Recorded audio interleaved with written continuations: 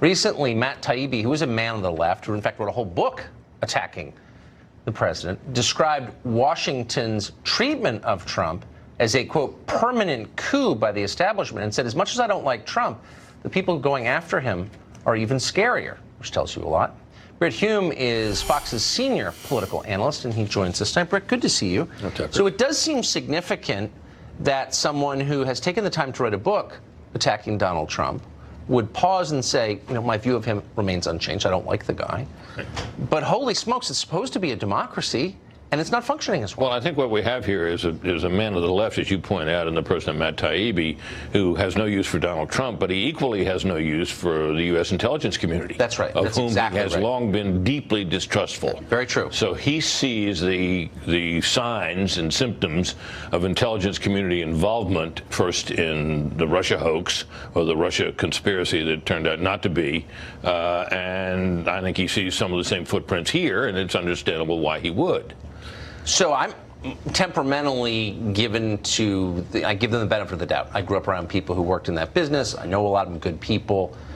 But it does, you can see why decent people would start getting a little paranoid when people like John Brennan emerge as political players. Well, exactly right, because former intelligence officials have a tendency to be apolitical, at least outwardly. Now, obviously, they all have their personal sympathies one way or the other.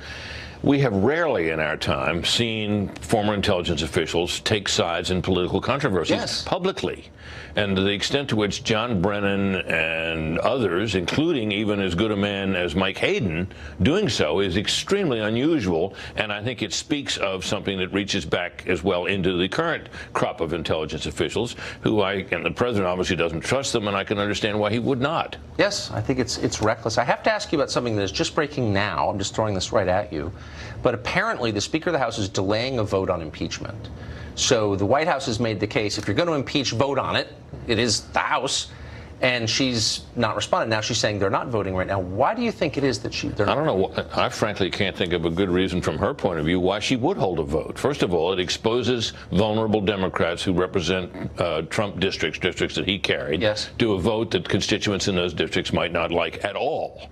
This way, she gets to get all the fruits of this peculiar investigation that she announced going on, and none of the downside. Right. And, you know, they're conducting a very unusual investigation. I mean, you look back to the Nixon impeachment, which is the most widely accepted impeachment inquiry we've ever had. It was overwhelmingly voted for, but in addition to that, the proceedings were very balanced, very fair. Republicans had Nixon had his lawyers involved in the process in the House.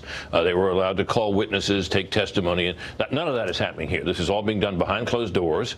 It is being done with the Republicans permitted to attend and ask questions, but not to call witnesses.